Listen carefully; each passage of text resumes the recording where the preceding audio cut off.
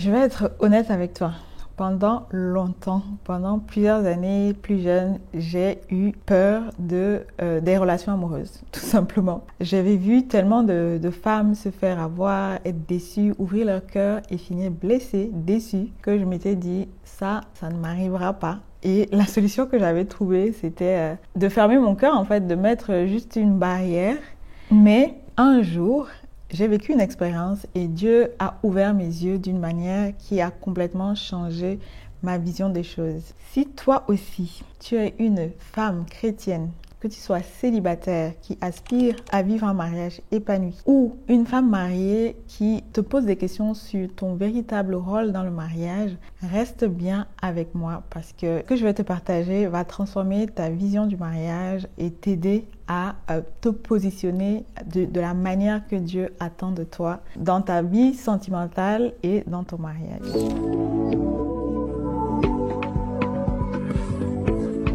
Donc, plus jeune, j'avais vraiment ma vie tracée dans ma tête. Faire mes études, trouver un bon travail, avoir une belle carrière et peut-être un jour me marier. Parce que pour moi, il n'était pas question, une fois de plus, de vraiment me donner corps et âme dans une relation et finir déçue. Au moins, je me disais, les études, la carrière, ça dépend de moi. C'est mon travail, c'est quelque chose que je peux faire où j'ai pas besoin de dépendre de quelqu'un d'autre, etc.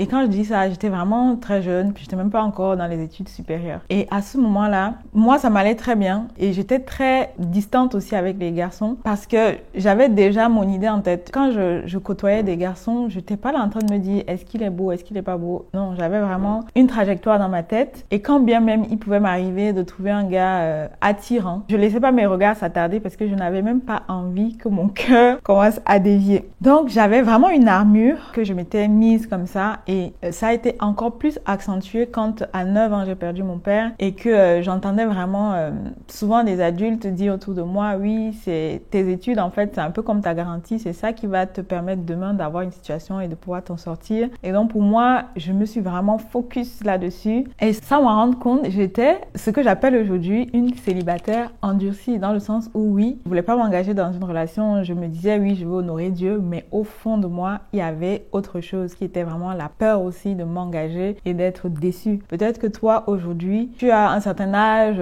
tu as déjà un travail, tu as une situation et tu te dis bon là aujourd'hui, il me manque juste le mariage, mais tu as aussi cette peur de mal choisir. Ça c'est quelque chose que j'entends souvent des femmes qui à un moment donné, oui, elles veulent se marier mais elles ont cette peur qui les bloque en fait de se dire est-ce que je vais faire le bon choix. Reste avec moi parce que ce que j'ai appris en tout cas dans mon cheminement peut t'aider. Alors j'ai vécu une expérience que Dieu a clairement utilisée pour changer ma perception des choses et commencer à vraiment restaurer mon image, ma perception du mariage. Alors que j'étais venue en France pour faire mes études, j'étais donc déjà à la fac. Je me rapprochais de mon objectif professionnel, de bâtir ma carrière. Je savais exactement dans quel domaine je voulais travailler. J'avais choisi les finances parce qu'une fois de plus, moi, je voulais vraiment me bâtir une certaine carrière. Et donc, chemin faisant, moi, j'étais vraiment, le mariage, c'était à 1000 lieues de mes projets dans l'immédiat. Et il y a quelqu'un qui s'est intéressé à moi, qui a manifesté l'envie de s'engager avec moi dans une relation sérieuse. Et là, je me suis dit, mais en fait, non, pas du tout. C'était pas la première fois que quelqu'un s'intéresse à moi, mais cette personne-là était vraiment dans une démarche de vouloir bâtir quelque chose de sérieux qui allait éventuellement mener au mariage. Et pour moi, c'était juste pas question. Et oui, c'était facile pour moi à ce moment-là de lui dire non parce que je me sentais pas attirée par cette personne. Mais ça a quand même créé un choc en moi parce que à ce moment-là, je me suis dit donc en fait quelqu'un peut déjà vouloir m'épouser. Et je me suis projetée en me disant si jamais j'avais été intéressée par lui, comment j'aurais réagi? Est-ce que je suis vraiment prête pour le mariage? Et c'est là où Dieu a commencé à travailler mon cœur. Il y a énormément de questions qui ont commencé à naître en moi où je me demandais ok là, si j'étais intéressée par cette personne, comment j'aurais réagi? Seigneur, qu'est-ce que tu attends de moi à ce niveau par rapport au mariage? Et j'ai réalisé en fait que je ne connaissais pas grand-chose à ce que Dieu attendait de moi en tant que femme par rapport au mariage. Je m'étais vraiment développée sur l'aspect carrière professionnelle, etc. Mais à ce niveau-là, j'avais de véritables lacunes par rapport au projet de Dieu pour moi en tant que femme dans le mariage. Comment me positionner, comment je pouvais, si voilà quelqu'un s'intéressait à moi, savoir comment me positionner, savoir déjà comment c'était, si c'était la bonne personne, etc. Et c'est là que j'ai commencé à écouter énormément d'enseignements bibliques, de vraiment chercher quelle était la volonté de Dieu pour le mariage, spécifiquement pour la femme. Et il y a un verset qui a vraiment été comme un déclic pour moi, c'est le Proverbe 14, verset 1, qui dit « La femme sage bâtit sa maison et l'insensé la renverse de ses propres mains ». Et je me suis rendu compte que oui, ok, en tant que femme, ce n'est pas parce que j'ai vu des personnes subir des déceptions amoureuses, vivre peut-être des relations qui se sont mal terminées, que je suis obligée de subir la même chose. C'est comme si ce verset me disait, en fait, Dieu te donne aussi la possibilité d'agir. Tu ne rentres pas dans une relation, dans un mariage juste pour subir, mais Dieu te met dans une position où tu as la capacité de construire, de bâtir quelque chose de solide. Et là, je me suis dit, ok, là, ça devient intéressant. Donc, à partir de là, j'ai compris que Dieu ne voulait pas que, en tant que sa fille, je me protège de l'amour et du mariage. Il voulait surtout que j'apprenne à bâtir un mariage avec sagesse. Et peut-être que toi, aujourd'hui, tu te dis, oui, bon, c'est bien, tu as trouvé la bonne personne. Et si moi, je ne trouvais jamais la bonne personne. Ce que j'ai aussi compris, quand j'ai eu ce déclic, je ne me suis pas sentie forcément prête directement pour le mariage. Ça a été un cheminement. Et j'ai compris dans ce cheminement que, quel que soit mon statut, que je sois célibataire ou mariée, le plus important, c'était d'honorer Dieu par ma vie. Peu importe le statut dans lequel je me trouvais. Et donc, si le Seigneur m'appelait à me marier, je devais l'honorer par l'épouse que je devais devenir. Tant qu'il me gardait célibataire, mon célibat également devait l'honorer. Et en général, on se met vraiment la pression quand on a des plans pour nos vies. Moi, c'était mes plans de carrière, je me mettais la pression par rapport à ça. Peut-être toi, aujourd'hui, tu te mets la pression par rapport au mariage.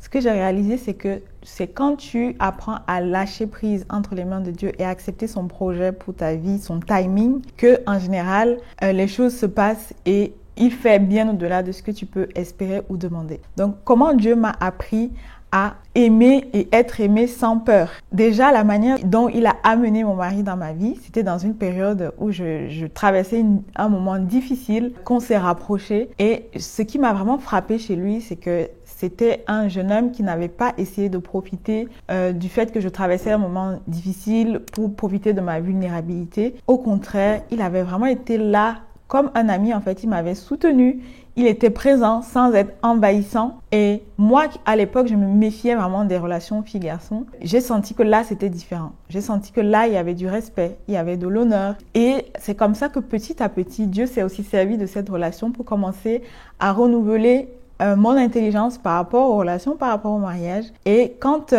notre amitié a évolué vers autre chose que de l'amitié, j'étais beaucoup plus confiante et sereine dans l'idée de m'engager avec ce jeune homme. Et même le jour où il a voulu me déclarer sa flamme, si on peut dire ça comme ça, il a vraiment été une fois de plus dans le respect, dans l'honneur. Il m'a fait une proposition.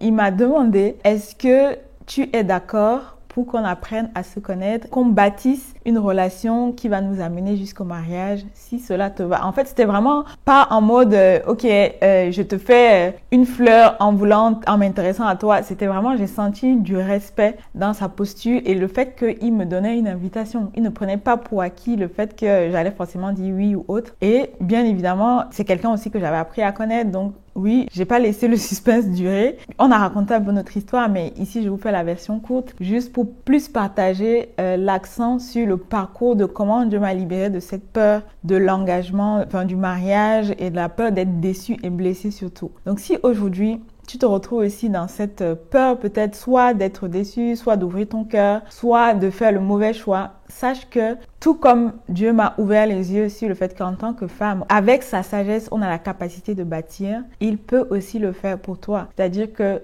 la femme sage bâtit sa maison, l'insensé la renverse. Et souvent, le fait de renverser ta maison, ça va pas être intentionnel, ça va souvent être aussi par des blessures que tu peux avoir en toi qui biaisent ta vision du mariage, qui biaisent ta vision des relations, de l'amour et qui t'empêchent en fait de savoir comment te positionner par rapport au sexe opposé quand tu es dans la phase de célibat ou tu es en train de démarrer peut-être une relation. Et quand tu es marié également, ça peut t'empêcher clairement de prendre la place que Dieu attend de toi dans ton mariage. Si tu veux aller plus loin, tu peux accéder au replay de mon tout premier événement pour les femmes, le brunch des bâtisseuses, où j'ai apporté un message qui s'appelle « La femme sage bâtit sa maison ».